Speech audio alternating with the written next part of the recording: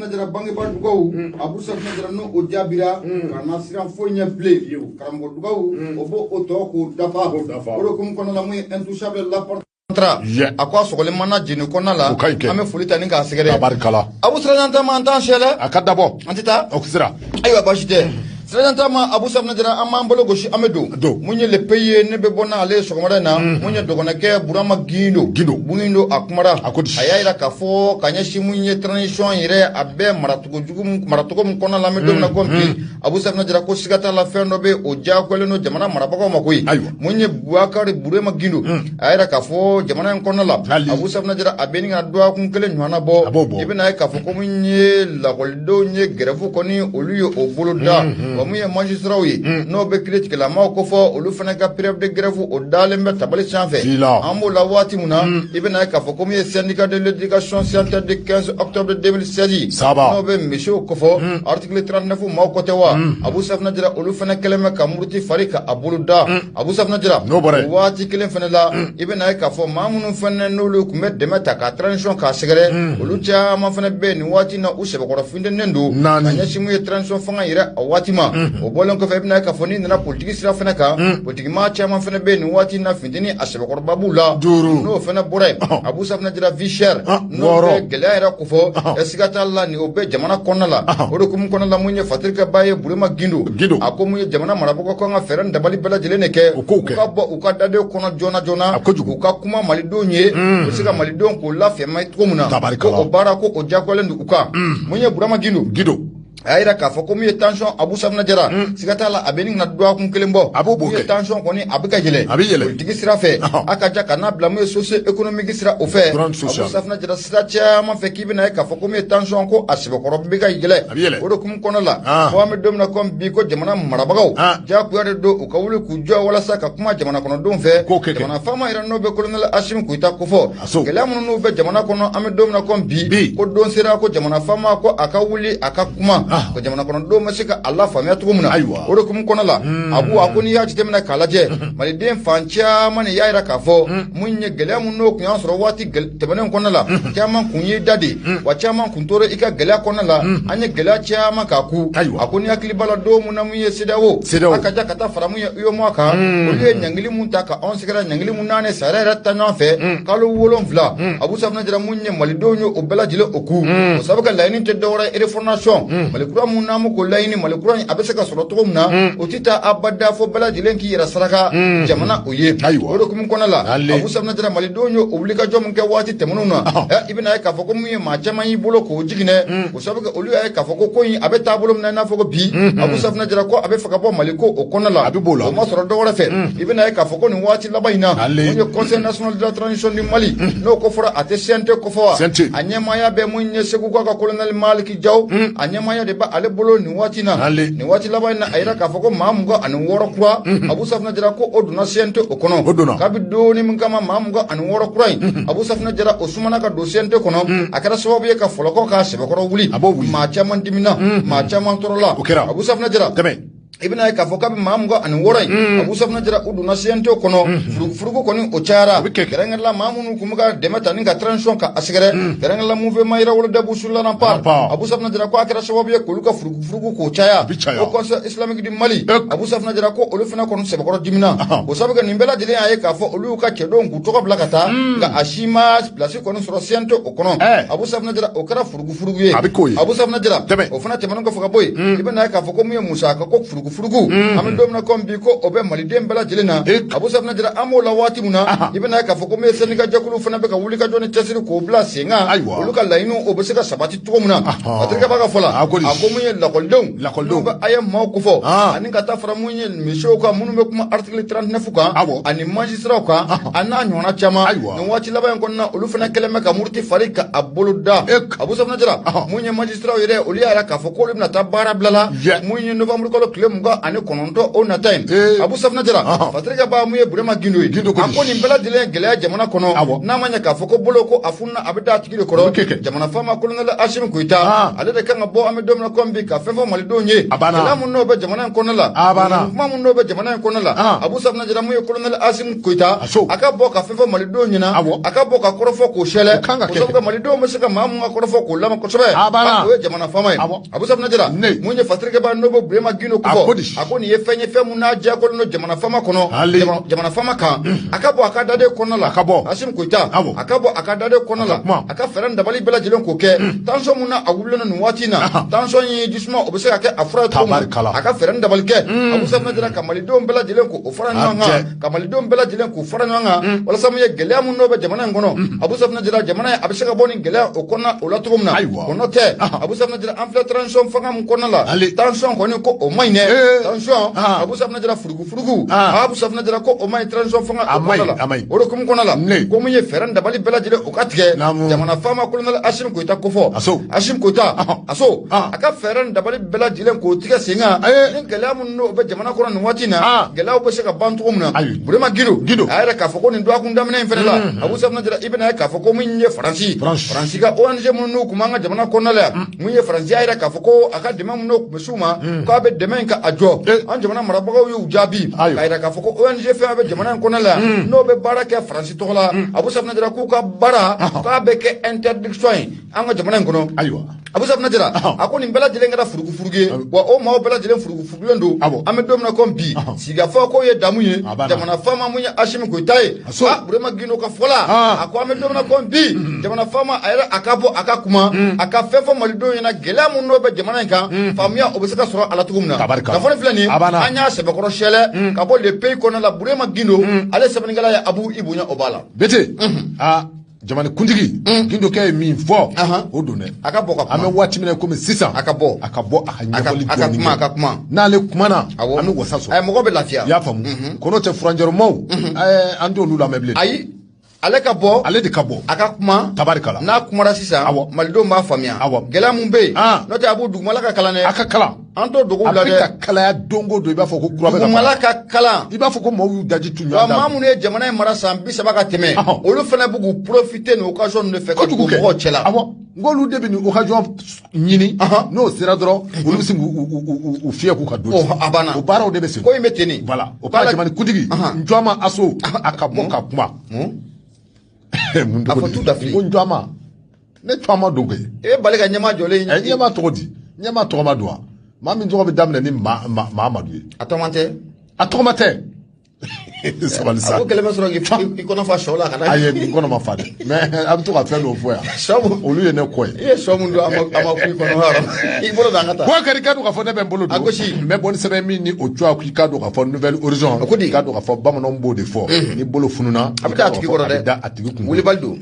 mi metalge kado ka fo nouvelle horizon Seydou Konate akumana Seydou kado ka fo some bado be ni kado ka fo ale koni akara kado ka fo oye Ghana afwa Ghana mi metalge kado ka fo ni some mi talge femina ode kado ka fo ko ka force conjointe do sigi no be talge keleke jekulu do ka blasinga mi se ki kwada do na taula akaje kado ka fo ejadi wale akebawla alna manya ka fo ki kado ka fo jere jekulu mi ngume folo no kumi wole ko G5 Sahel na manya ka fo ko ochira ko da ko lunji sababu ke kado ka fo musaka ko gwele yawo mi metalge kado ka fo G5 Sahel la no lu jamanu do kunye Mauritanie mi metalge kado ka fo Niger Chad ani Burkina Faso ka tasi kado ka fo ba Mali bama akoni irala kabini wati dola ka fo ko ni G5 Sahel mi ni aflen ni kado ka fo ko na fate ala le kado ka fo onga jamani ni oye Mali wati me kado ka fo on yera folo kona ka anzama ka bo ala kado ka fo ko o kra a G5 Sahel ko abane mi metalge kado ka fo hakina kura do ta men yi mi metalge Ghana ale Ghana kawla ulu ye hakina kura la bugun mi me fere ke kado ka fo fere ni dabali bela jele ka tige mi se ka to kado ka fo dugu kura do be walma jamani kura woro be kado ka fo jade wale mo keme ka ukunda o yoro kan kengere na kado ka fo Togo be ula Côte d'Ivoire be ula Nigeria be ula kata se kado ka fo Ghana yere makoy nu ye jamani kado ka fo ame watim na komi be mi me wole ko menace terroriste no ye kado ka fo jatige wale mo uka tabolo ye eko utafe ku seze kan nyoro nu ku magwene ma kado ka fo ɲɛmaw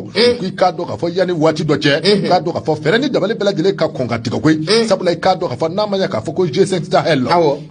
G5 Sahel i k'a dɔn k'a fɔ n'a ma ɲɛ k'a fɔ ko u cira k'o da koloji o fana i k'a dɔn k'a fɔ rébellion n'o ye i k'a dɔn k'a fɔ bamanjiya walew ye i k'a dɔn k'a fɔ terroriste olu bɛ k'u kunda anw kan koyi o tuma n'a ma ɲɛ k'a fɔ ko G5 Sahel cira o tuma an ka fɛɛrɛ ni dabali bɛɛ lajɛlen tigɛ walasa i k'a dɔn k'a fɔ an ka tɔnkura dɔ k'o labɛn tɔnkura min ni o bɛna labɛn i k'a dɔn k'a fɔ ko olu bɛna fɛɛrɛ ni dabali bɛɛ lajɛlen kɛ a ka jan ka u kɔ a da jadi wale a maaw kɛbaaw la walasa i k'a dɔn k'a fɔ u kana se ka u kunda u kan cogo min na hakili i k'a dɔn k'a fɔ a taara ka bɔ Ghana koyi Ghana ko i k'a dɔn k'a fɔ u ye i k'a dɔn k'a fɔ jamana minnu ni olu ko dɔw min bɛ tali kɛ Nigeria la Niger bɛ a la i k'a dɔn k'a fɔ ka taa se Togo ma ani Ghana ani Benin ani Burkina Faso ninnu bɛɛ lajɛlen ye jamana i k'a dɔn k'a fɔ an bɛ waati min na komi bi i k'a dɔn k'a fɔ jadi wale jatigɛ wale maaw i k'a dɔn k'a fɔ u kunda an bɛ nin jamanaw kan o tuma i k'a dɔn k'a fɔ sɔmi in dabɔra min kama fɛɛrɛ ni dabali jumɛn de bɛ se ka tigɛ nin jamana kofɔlen ninnu fɛ walasa i k'a dɔn k'a fɔ babanji wale a kɛlɛ u bɛ se k'a kunbɛn cogo min na tuma min bɛ tali kɛ i k'a dɔn k'a fɔ a musakakow la o baaraw i k'a dɔn k'a fɔ u y'olu kumaw fɔ sɔmi in sɛbɛn ni o ye ɲɔgɔn ye in sɛbɛnla ye o tuma i k'a dɔn k'a fɔ u da donna a musakakow la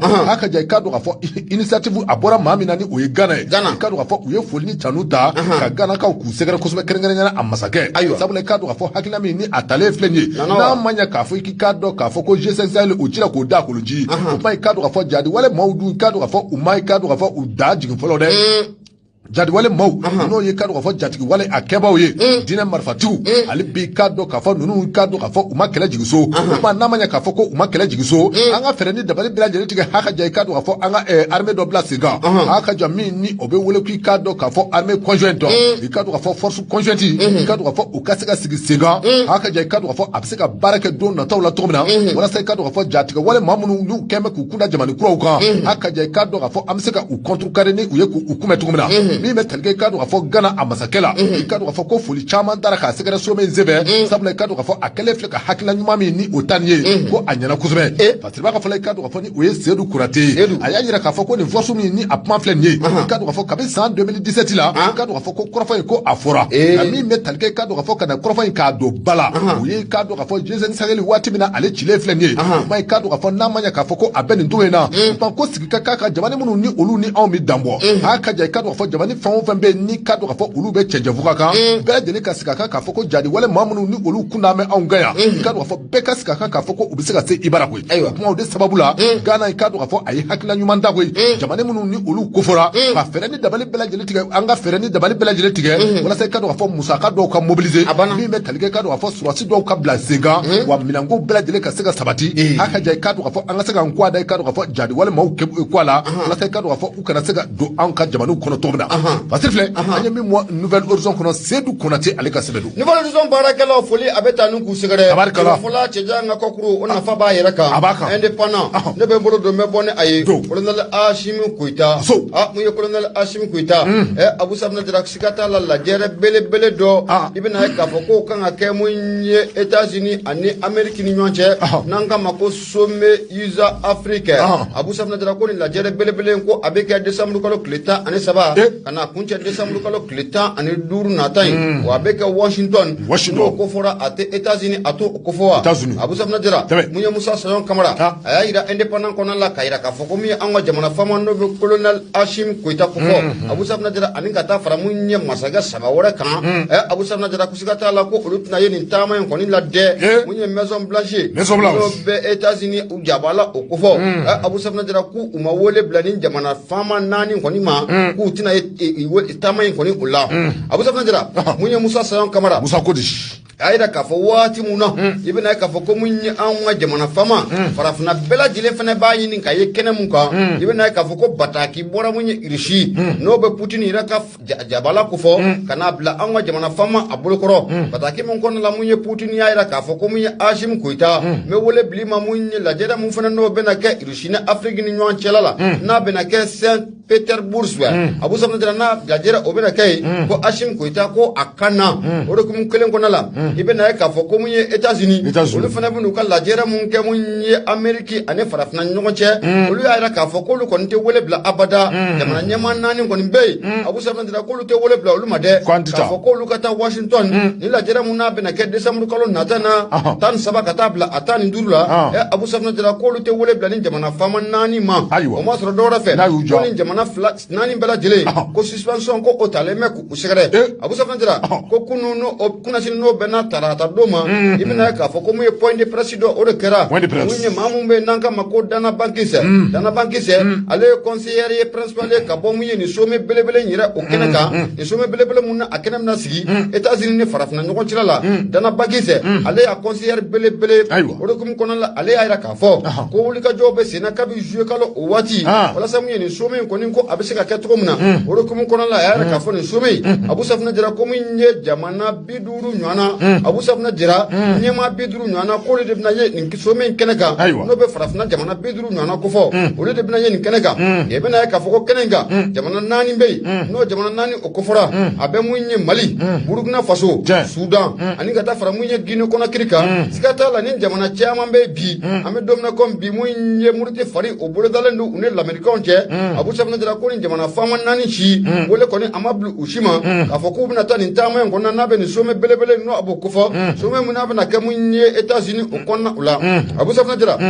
ako doba fo ki dam gudendo doba fi gida ka sabolendo doba fo ko am guri ga kenda pian ko fo ite bo ala o do kum kon la wati mun munya america mun ko ni some belebele nke o luma wole bla anga jamana fama ma ha irisi don o don je be na ka fo ko me some belebele mun fana no bna ke irisi ko fe abu safna jira farafna bela jile manyini farafna masake bela jile nga laini ye ikaye ni some belebele nke na kan o sigatala munya america irisi jamana nyama Vladimir Putin abu safna jira ale wole bla anga jamana fama ma ula ko jamana fama sigata la Ashim Koita akadin ne Putin ye dika feran da bali bela jelen ko sigi singa an fana bena nga la jele belebele munin ko ke an ne farafna nyogon cirala iji jaye kaye akeneka abeja Putin ye ko sobe abu safna jara nyore fiina ngodo ba fo kidda ka sabolendo do ba fo amuguri ka kenda pian ko foy ko otibo ala o do kum kunana ninja jere belebele munabna ke États-Unis ko fe abena ke mu ye klisaba bara ye abu safna jara klisaba bara odogoy desam klifla bara do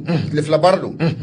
Desamuru kalo klita ani saba kana kunche desamuru kalo klita ani duru ala jada ko ni ko abena ke États-Unis ko fe munye farafna jamana binani ani kononto abu safna jira olubna ye akene kan États-Unis ani Afrique ni nyontila la jatimino bina ke ka fo États-Unis mesega farafna ko o de matoji terrorisme kalamu no oba anwa jamana kono ni watina farafna kono la ni watina America mesega de majumene taka Afrique ko segare wala sami o terrorisme obesega bantumna munye gouvernance mu anga jamana kono anga farafna kono la America mesega de majumene ta wala sami o gouvernance o marato ko obesega nyeto muna foka na fara foka ben ani lakana obesega na farafna kono la to muna ibena ka fo komi ni la jerenya afamba obena boli o konika na foni flani anya sama ga bo independent ale kono la semani ngala to ko de munyi Musa Sayon Kamara abu ibunya obala tabarikala bidi kado ka fo ne ben bolodo mais boni sebe mini o ko l'indicateur du renouveau kado ka fo y dumia ale ka sebeno akui kado ka fo mi metalge association des élèves et étudiants du Mali nango mako ayem kado ka fo ozolité la lutte continue mi metalge kado ka fo ayem la abina fo nisoja kado ka fo uye usoro sap doni saple kado ka fo ko n'inglés damado bara blay akra sababu mi metalge gouvernement la c'est fo ware milliari woro adi kado ka fo million kemenani banyango yo takabo wade kono ko di uma ijo ame Umar Traoré jabi anya fo ngo jamana nani ne du munyi Mali Burkina Faso Guinée Conakry ane Sudan o jamana nani ne mawuli Mali Burkina Faso Guinée Conakry Sudan Mali, Burkina Faso, Guinée, Conakry, Soudan. Awo. Ule mawuli. La jere ngene ka. Bolo do angata. Ayo angata. Mi metadike kado ka fo association des élèves et étudiants du Mali. Di kado ka fo uni gouvernement kado ka fo ko ubinyini ka fo ka benge. Sabla kado ka fo mi metadike n'inglés la baramu ni ablara. Ngene kado ka fo anga Mali école ko. Ka damne université la ka table kado ka fo enseignement secondaire. Ko ye disu nyango ye. Ka table fo enseignement fondamental préscolaire. Di kado ka fo jardin d'enfants ka tasi kado ka fo ne fo neviam na nu bela jeli kadu ka fo lendi do ni o yendenen temenenye bela jeli me akrama ka fo ame wati me comme 600 Mali école asebe paralyser le me sabla kadu ka fo demese bela jeli be so ni wati na sabla kadu ka fo u ka coordination nyemo no ye ayemu nyemo ye nu ye 120 heures no ye jwa ku ngelen banyango kala ge balia nu ye kadu ka fo o boloda mai kadu ka fo bare kadu ka fo u ye adam na université ko no ka jingana kadu ka fo lisola haka ja duguma kalanzo nu kadu ka fo jingera bela jeli la min bɛ tali kɛ tile saba baara in kɔnɔna na i k'a dɔn k'a fɔ tile saba in kɔnɔna na min bɛ tali kɛ ninnu ni gouvernement kɔni u ye sigikafɔw kɛ a k'a dɔn k'a fɔ kununko k'a dɔn k'a fɔ fɔ ka bɛɛ taara sabati ko dɔ la n'o ye k'a dɔn k'a fɔ CFA wari miliyari 6 ani miliyɔn 400 baɲango k'a dɔn k'a fɔ ko o sɔrɔla ka di u ma koyi min bɛ tali kɛ k'a dɔn k'a fɔ association des élèves et étudiants du Mali ni k'a dɔn k'a fɔ o ye AEM ye u ɲɛmaa k'a dɔn k'a fɔ u nisɔndiyara k'a dɔn k'a fɔ u y'a yira k'a fɔ nisɔndiya k'a dɔn k'a fɔ tilanjɔrɔ ko don sabula k'a dɔn k'a fɔ grève min ni k'a dɔn k'a fɔ u kɛn bɛ ka ta ka duguma classe sɛgɛrɛ k'u na fɛɛrɛ ni dabali bɛɛ lajɛlen kɛ a ka ja k'a dɔn k'a fɔ o duguma classe k'a dɔn k'a fɔ ni o ye k'a daminɛ classe kunfɔlɔ la maternelle ka taa bila fɔ classe 9nan na n'o ye fondamental préscolaire ye k'u na fɛɛrɛ ni dabali bɛɛ lajɛlen kɛ ko olu se bɔ grève la sabula k'a dɔn k'a fɔ n'a ma ɲɛ k'a fɔ nin minɛ i ka bila i da o ka fisa i dalongolo ye n'o ye CFA wari miliyari 6 ani miliyɔn 400 o sɔrɔ la o kuma k'a dɔn k'a fɔ an ka fitininw sen bɔ a la nka min bɛ tali kɛ k'a dɔn k'a fɔ lycéew la ka taa université la a k'a dɔn k'a fɔ université publique ka taa fara a privé kan lycée public ka taa fara a privé kan i k'a dɔn k'a fɔ ko olu ka grève ko a bɛna to sen nɔ min nana ni nin grève ye o tɛ kuma caman ye koyi i k'a dɔn k'a fɔ école ninnu y'a yira k'a fɔ kabi waati dɔ la i k'a dɔn k'a fɔ olu ye laɲini kɛ gouvernement fɛ laɲini ninnu fanga ka bon kosɛbɛ sabula i k'a dɔn k'a fɔ classe kundanya o bɛ olu la maa minnu bɛ yen n'olu ye bac sɔrɔ kabi san 2017 san 2018 19 ka taa se fɔ 2021 ma ko ninnu bɛɛ lajɛlen bɛ classe kelen kɔnɔ maa ti passé i ti bɔ i ti école bila ayi ma ɲɛ b'a la fɛnɛ kabi 2017 olu ni 2021 a bɛɛ bɛ première année na a bɔ est-ce que ye kuma faamu sabali a bɛ a bɛ kɛ lamɛn sa ni san o san ni kalan ti ka kɛ première année ninnu minnu bɛ na première année université la n'olu ni olu ma se ka san ban san wɛrɛ olu bɛ se k'a ta kan u b'a sɔrɔ bakiw kɛra olu fana bɛna fara olu kan donc aw bɛ se ka san 3 kɛ ten k'aw to première année na aw ti bɔ aw nɔ la mais o tɛ ko dogolen ye o mais ɲɛma fana la n bɛna mun f'i ye dɛ école min fana la abu hali ni dɔw passera olu ti taa ko a ye mɔ wa a ye m'o f'i ye maa ma tɔgɔ f'i ye dɛ min bɛ tali kɛ k'a dɔn k'a fɔ Yakuba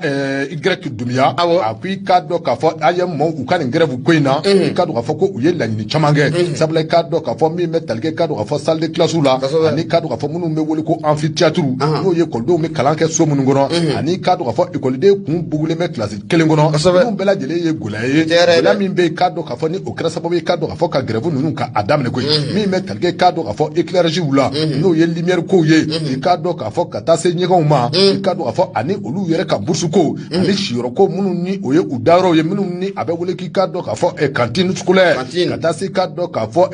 u bɛ siyɔrɔ min na awɔ cantine dortoir siyɔrɔ yan a ye cantine kɔni o ye fɛn ye o ye dumunikɛyɔrɔ ye o tɛ dumunikɛyɔrɔ yan dɔ in tɔgɔ campus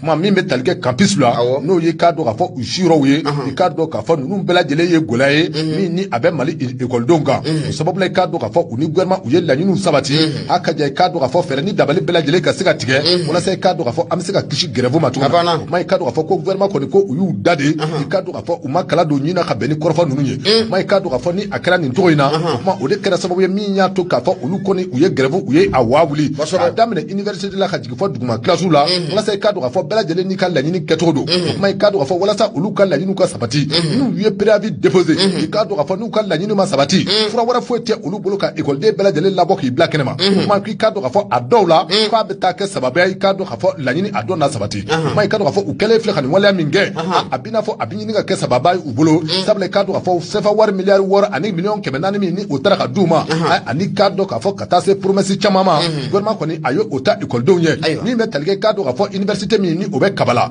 ka taa bila Kabala ka taa Senu siraba min bɛ yen k'a dɔn k'a fɔ a yirala k'a fɔ banditisme n'o ye k'a dɔn k'a fɔ binganni walew caman bɛ ta ka écoledenw k'u sɛgɛrɛ min bɛ tali kɛ k'a dɔn k'a fɔ éclairage public ni o ye ka siraba ye k'a bɛɛ lajɛlen kɛ lumière ye k'a kɛ yele ye ko o baaraw ko gouvernement kɔni ye i kun don o kɔrɔ o hakilina ka ɲi n'o bɔra yen min bɛ tali kɛ k'a dɔn k'a fɔ u siyɔrɔ kow la i k'a dɔn k'a fɔ ko gouvernement ye i kun don o kɔrɔ sabula i k'a dɔn k'a fɔ ko Kabala phase 2 n'o ye k'a dɔn k'a fɔ siyɔrɔ wɛrɛ ani ka taa se k'a dɔn k'a fɔ kilasi dɔw ma gouvernement y'i kun don o kɔrɔ k'a fɔ u bɛna o baaraw kɛ hali a tɛna mɛn koyi min bɛ tali kɛ k'a dɔn k'a fɔ caméra de surveillance la n y'a dɔn k'a fɔ o ye jateminɛkɛlaw ye min b'a to k'a fɔ maa minnu bɛ yen ni u ni bandiya walew bɛna a ka ja i k'a dɔn k'a fɔ marimafɛnw bɛ bila u kun i k'a dɔn k'a fɔ ko u na caméra de surveillance k'o na kɛ université fa bɛɛ lajɛlen fɛ wa i k'a dɔn k'a fɔ poste de contrôle fana na sigi sigi ka do ka fɔ université fa bɛɛ lajɛlen fɛ walasa ka do ka fɔ Mali kalandenw u bɛ se ka kalan kɛ hɛrɛ ani baden kɔnɔ cogo min na kɔrɔfɔ minnu ni o kɛlen filɛ nin ye a diyara IEM mɔɔw ye kosɛbɛ sabula ka do ka fɔ a diya kojugu u ye u y'a yira k'a fɔ min bɛ tali kɛ école fitininw na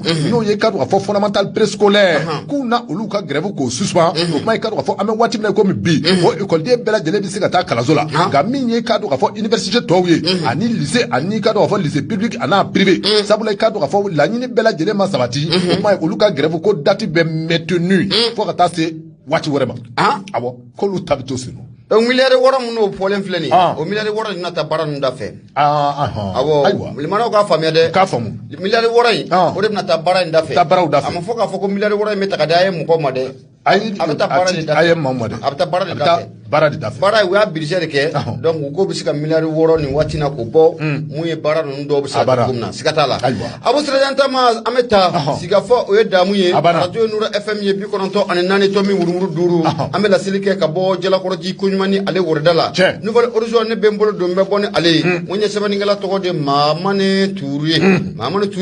a y'a jira k'a fɔ ni hakili b'a la Abu mun ye novembre kalo tile 21 n'o o bɛnna mun ye tɛnɛn o tɛmɛnen ma ka dugu jɛ mun ye novembre kalo tile 22 la attaque dɔ a kɔni a taara ka kandi déplacé k'u sɛgɛrɛ kandi déplacé minnu olu bɛ Gawo donda yɛrɛ la nin waati na kɛrɛnkɛrɛnnen la dugu mun bɛ n'an k'a ma ko dugu mun bɛ yen n'an k'a ma ko Kaji Bilali Koyira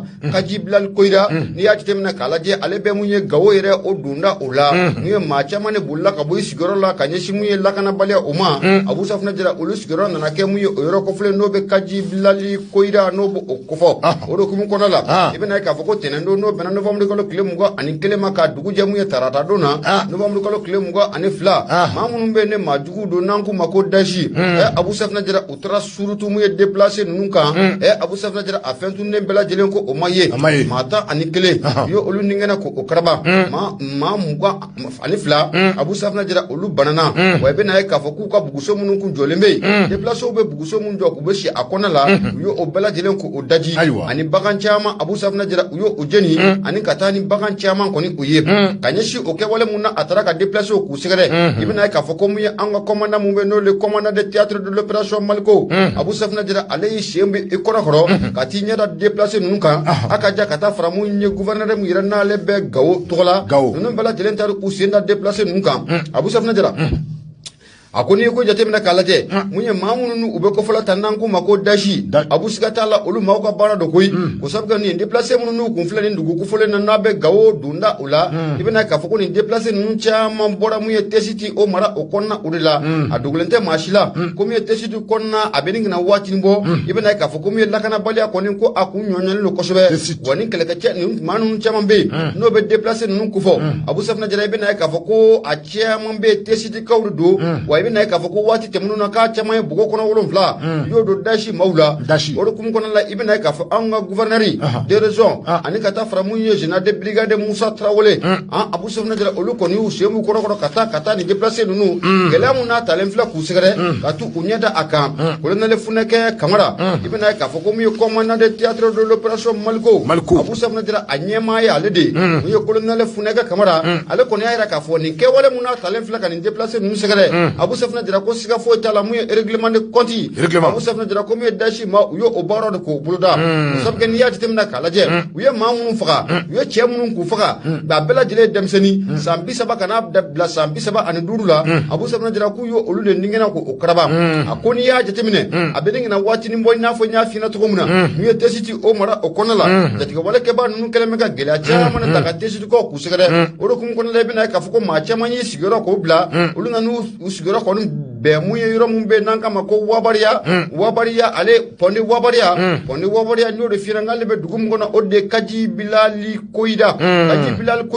ale yɛrɛ kɔni dugu ye dugu mun n'a bɛ Gawo yɛrɛ o donda u la Abu Safunɛ Jara nin baara mun na a taara ka nin déplacé ninnu k'u sɛgɛrɛ kabi doni min kama a su armée kɔni o bɔra kibaruya kalama armée m'a bila dagiridala la koyi Abu Safunɛ Jara mun ye an ka kɛlɛkɛ pankuru minnu bɛ yen an y'u bɔ k'u cɛri fantan naani bɛɛ lajɛlen fɛ Abu Safunɛ Jara armée ye wulikajɔ cɛsiri caman k'o kɛ n'o tɛ jatigɛ wale kɛba ninnu u ka laɲini kun ye fɛn mun ye Abu Safinɛ Jara ale dugukolo u kun tɛ fɛ ka a si to yen i bɛna ye k'a fɔ ko mun ye anw ka armée n'o bɛ lɛfa ma o kofɔ olu tulo kɔni da kibaruya kan Abu Safinɛ Jara u ye wulikajɔ ni cɛsiri k'o bila sen kan jatigɛ wale kɛba ninnu laɲini mun n'o kun b'u bolo ka laɲini ka dankara a la sira la patrouille kɔni an bɛ don min na komi bi ko o bolo dara Latrikɛba ka fɔ la a ko mun ye colonel ye n'o kofɔra a bɛ colonel Funɛkɛ Kamara a b'ale kofɔ commandant de théâtre de l'opération Maliko ale kɔni y'a yira k'a fɔ ko nin baara mun talen filɛ ka ninnu sɛgɛrɛ tan ko sabu kɛ n y'a f'i ɲɛna ko waati tɛmɛnenw na siga t'a la ko mun ye Daesh maaw u ni nin maa ninnu caman k'u karila ɲɔgɔn na wa a caman bɛ Akaja u ye bɔgɔ kɔnɔ 7 k'u y'a don mun ye Daesh maaw la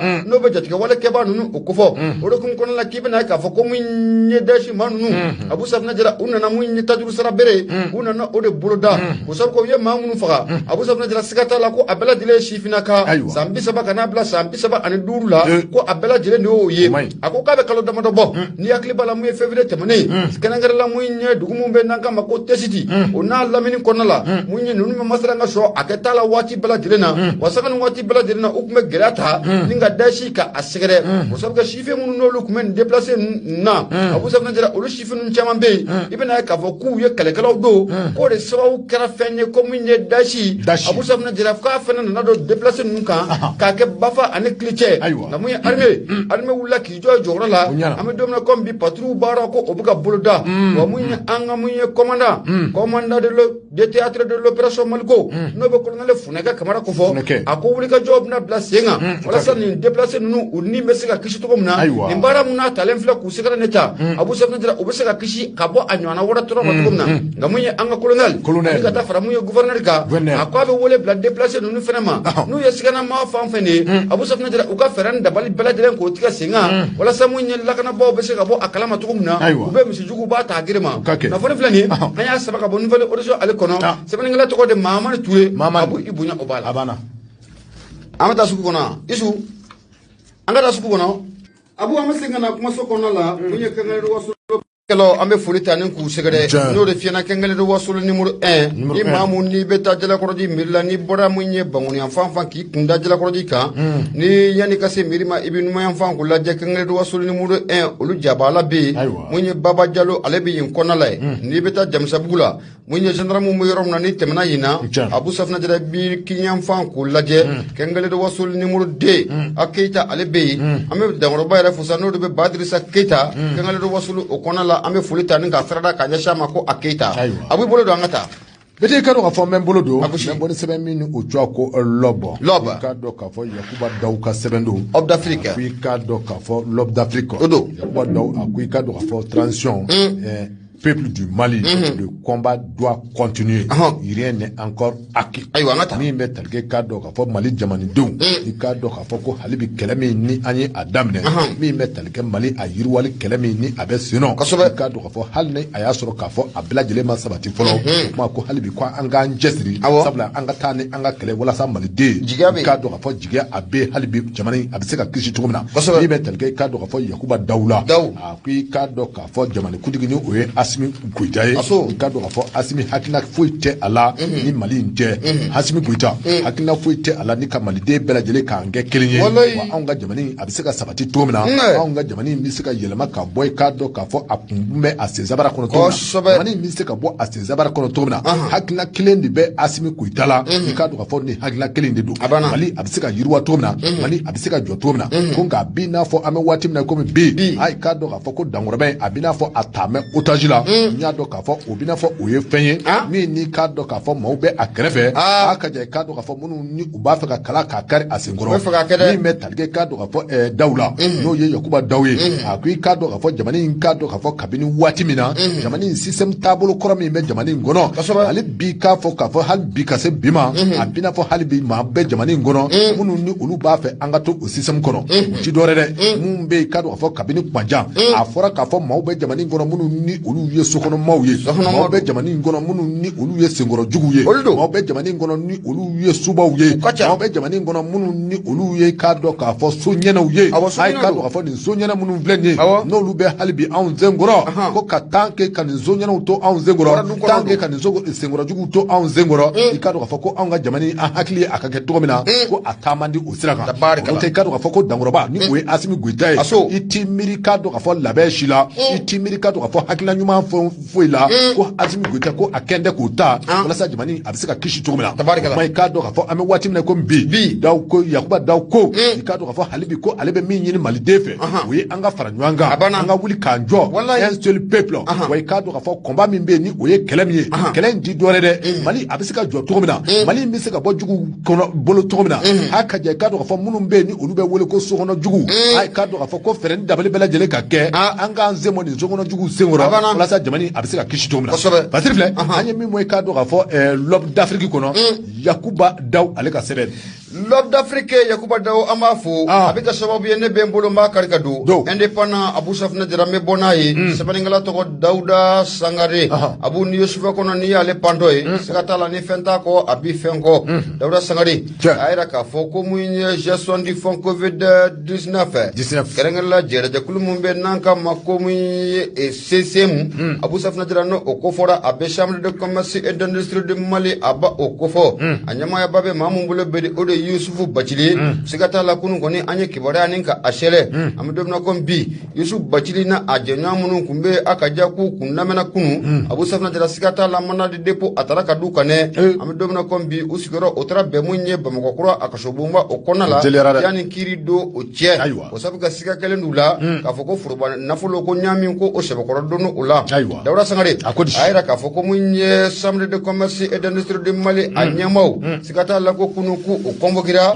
unité mun bɛ n'an kama unité d'enquête de la brigade de pôle économique et financier de Bamako Abu Safinɛ Jara ko siga t'a la ko kunun ko u y'u convoqué kun tɛ dɔwɛrɛ ye i n'a fɔ n y'a f'i ɲɛna cogo min na k'a yira k'a fɔ ko miliyari 10 ɲɔgɔn na Abu Safinɛ Jara waati min na Covid-19 a bɛ don an ka jamana kɔnɔna la nin miliyari 10 nin bɔra walasa mun ye entreprise kɛ yɛrɛ ye o Abu Safinɛ Jara dɛmɛ a bɛ taa k'u sɛgɛrɛ cogo min na o de hukumu kɔnɔna la a yira k'a fɔ ko nin miliyari 10 Abu Safinɛ Jara a bɔ ka bin ko a sɛbɛkɔrɔ cayara a ɲɛsin mun ye a bɔ ka bin sɛbɛkɔrɔ caya ma o de nana bila mun ye chambre de commerce a ɲɛmaaba ma Yusufu Bacili Abu Safinɛ Jara ani ka taa fara mun ye a ka secrétaire général ka Cheikh Umaru Kamara fo ka taa fara mun ye comptable ka n'o bɛ Lamini Sakɔ ko fɔ i bɛna ye k'a fɔ ko kunun ko mun ye juge d'instruction a kɛlen k'u lamɛn siga t'a la ale kɔni ye mandat de dépôt k'o ta ka d'u kan u sigiyɔrɔ taara bɛn mun ye Bamakɔkura kasobonba o kɔnɔna o la Abu Safinɛ Jara yanni o cɛ i bɛna ye k'a fɔ k'u kɔni ye su kelen u ye o ci mun ye pôle économique o kɔnɔna la o sabu kɛ sɛgɛsɛgɛli baaraw kun bɛ sen na Abu Safinɛ Jara ni envers mun filɛ nin Abu Safinɛ Jara ko siga t'a la ko mun ye envers ye a musaka a dagosi o ka bon kosɛbɛ n y'a yir'i la k'a fɔ ko envers in k'a bɛ tali kɛ Covid-19 o mun nana an ka jamana kɔnɔ san 2019 o waati musaka dɔ de bɔra mun ye jamana marabagaw fɛ ko musaka in ko a ka ta ka mun ye kɛnyɛrɛye cakɛlaw k'u sɛgɛrɛ n'o bɛ secteur privé o ko fɔ a yira k'a fɔ ko mun ye musaka in Abu Safinɛ Jara ko ɲaamin kɔni ko o donn'o la yanni a ɲɛ kɔni ka sɔrɔ bolo a mana funu a bɛ da a tigi kɔrɔ mun ye sege président Yusufu Bacili mun ye chambre de commerce et d'industrie ɲɛmaaba ani a jɛɲɔgɔn maa fila siga t'a la secrétaire général mun ye Cheikh Umaru Kamara ani ka taa fara comptable ka Lamini Sakɔ an bɛ don min na ko bi u kɔni taara kasobonba la yanni kiiri don o cɛ yanni u bɛ se ka jɛya ka bɔ nin ko in na kiiri de bɛ se k'a yira k'a fɔ u nɔ b'a la u nɔ t'a a la nka an bɛ don min na ko bi kiiri kɔni ye mandat de dépôt k'a ta ka da ni maa saba kan u sigiyɔrɔ o taara bɛn mun ye MCA o kɔnɔna la n'a bɛ Bamakɔ kasobonba o ko fɔ nafolo filɛ nin an y'a sama ka bɔ mun ye indépendant ale kɔnɔna la sɛbɛnnikɛla tɔgɔ de Dawuda Sangare Abu i bonya o b'a la bere kɛra k'a fɔ le soir de Bamako la ne talikɛ Mayimuna Dunbiya Fakoli ale ka sɛbɛn don k'i ka dɔn k'a fɔ Mali ɲɛmaaw n'o ye autorité malien ye k'u kan ka fɛɛrɛ ni dabali bɛɛ lajɛlen tigɛ a ka jan i k'a dɔn k'a fɔ prêtre min bɛ yen i k'a dɔn k'a fɔ ni a tununen bɛ tile damadɔ bɔ i k'a dɔn k'a fɔ prêtre allemand min ni k'a dɔn k'a fɔ ale bɛ anw fɛ Mali kɔnɔ ni ale kɔni k'a dɔn k'a fɔ a tununa a bɛ tile damadɔ bɔ ko Mali autorités kan ka nin ko in kɛ k'a dɔn k'a fɔ priorité kan ka ko in kɛ i k'a dɔn k'a fɔ u kunna ko ye wa ko in i kan ka dɔn k'u kan ka ko in kɛ i k'a dɔn dɔn k'a fɔ hakilina fɔlɔ dɔ ye min bɛ tali kɛ Mayimuna Dumila a ko i k'a dɔn k'a fɔ nin dankɔrɔba min ni a filɛ nin ye dimanche don i k'a dɔn k'a fɔ ni o ye nin prêtre ye n'o ye k'a dɔn k'a fɔ chrétienw ka kuma lasebaa don chrétienw ka wajulukɛla don i k'a dɔn k'a fɔ ni a cogoya ko Jean Chimon i k'a dɔn k'a fɔ Lore min bɛ tali kɛ nin prêtre na catholique don i k'a dɔn k'a fɔ an bɛ waati min komi bi prêtre allemand don i k'a dɔn k'a fɔ wa a bɛ société dɔ fana cogoya la min ni k'a dɔn k'a fɔ o ye société missionnaire d'Afrique n'o ye farafinna yɛrɛ i k'a dɔn k'a fɔ maa jɛman minnu ni olu bɛ farafinna a ka jɛ i k'a dɔn k'a fɔ olu ka wajulukɛla walima i k'a dɔn k'a fɔ u ka prêtre don i k'a dɔn k'a fɔ min bɛ tali kɛ nin dankɔrɔba in na a sigiyɔrɔ bɛnnen bɛ anw fɛ Mali kɔnɔ yan hali n'a y'a sɔrɔ k'a fɔ ko alimanw ka maa don nka a bɛ Mali kɔnɔ ko san 30 baɲanko a bi o bɔ min bɛ tali kɛ k'a dɔn k'a fɔ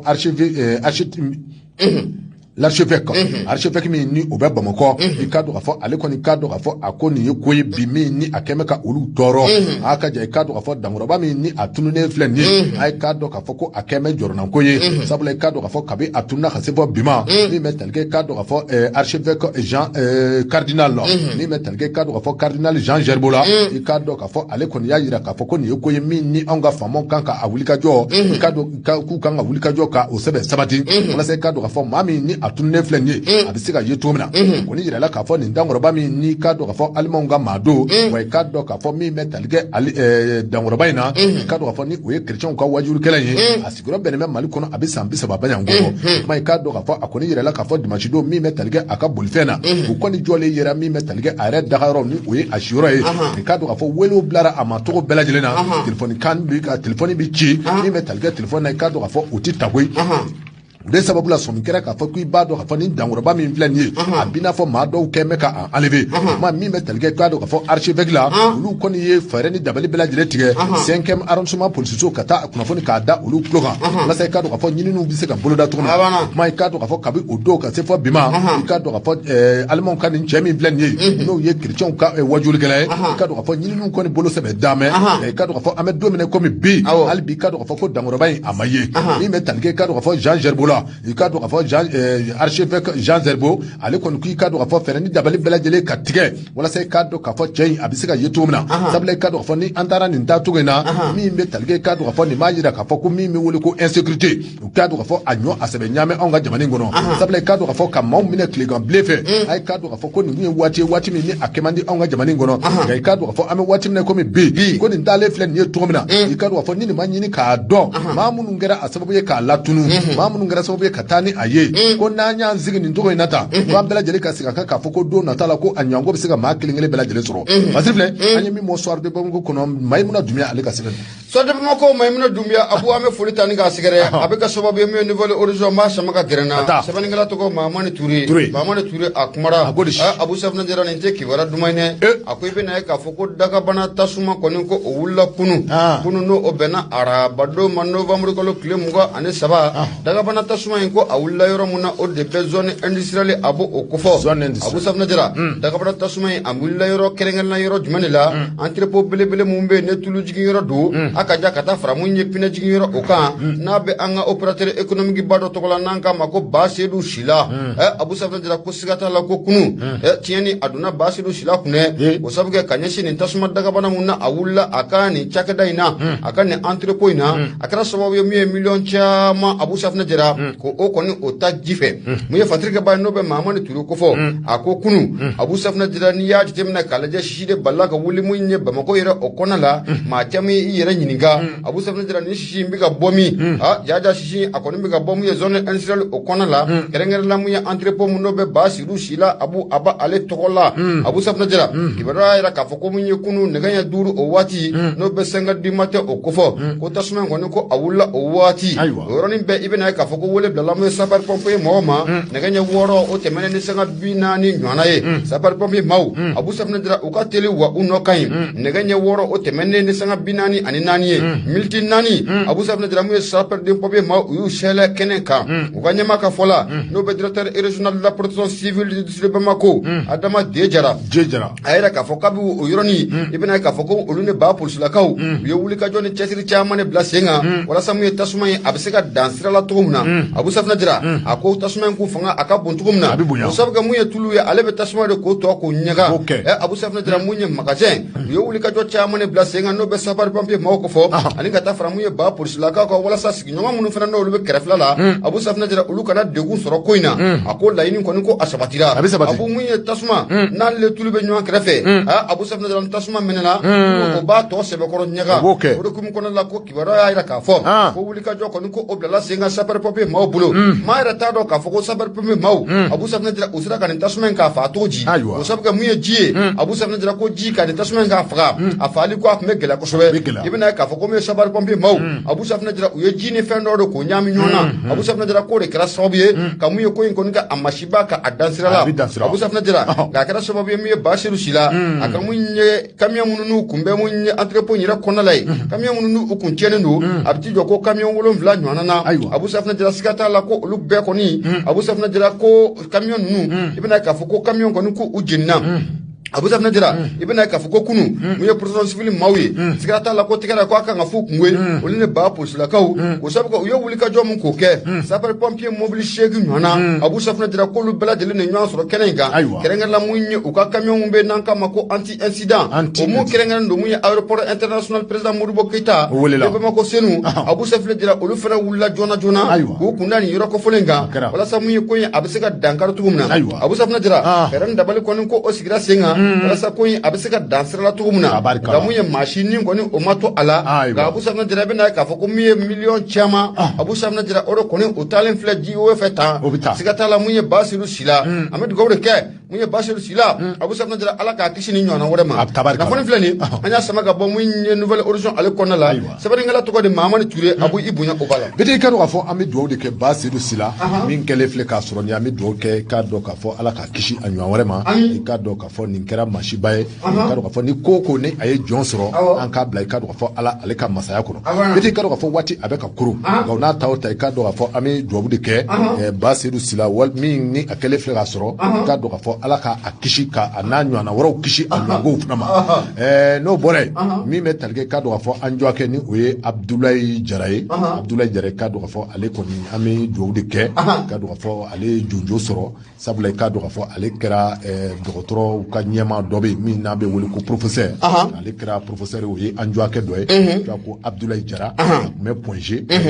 pardon kati docteur Sola ale koni ka do ka fo akera professeur médecin tabline ale kera professeur akera professeur docteur professeur ote mana maide ayo koni enjo ke docteur professeur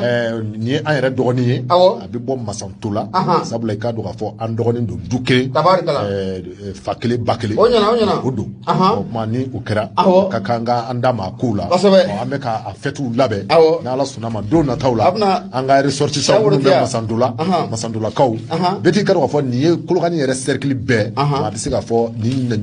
ɲɔngo jɔyɔrɔ a sɔrɔba hali ni nin t'a fɔlɔ ye a bɛ kɛ maa filanan ye ma jɔyɔrɔba don n'a ye o sɔrɔ. Ni kɔni n'an bɛ a kɛ tuguni kɛ maa ninnu fɛ de koyi ba yafa ma ko sabu kɛ ɲinana koyi ba yafa ma dɛ ko ɲamina Sɛnɛkɛla ɲinɛnen daba kɔ ko ɲinana n'o tɛ maa minnu ka communiqué b'an bolo yan Abu Safna Jara u kɛlen bɛ ka lajɛrɛ belebele dɔ kɔni k'o boloda dimanche nata in siga t'a la u ka tɔnba mun bɛ u bɛna taa a koromu kari kɔ t'o kɛ mun ye siba saba ale dolaci kɛnɛ na ni Ala ma baasi wɛrɛ kɛ dimanche nata in nɛgɛ ɲɛ 15 waati an bɛ bɛɛ lajɛlen min ye kɛnɛ kan ka wele bila mun ye fitinɛ yelenw ma k'an bɛɛ lajɛlen o ka ye kɛnɛ kan ni Ala de ye dimanche don yira kɛnɛ na n'a bɛ bɛn mun ye dimanche don dɛ o tɛ dimanche nata in fɛn ma fɛ yan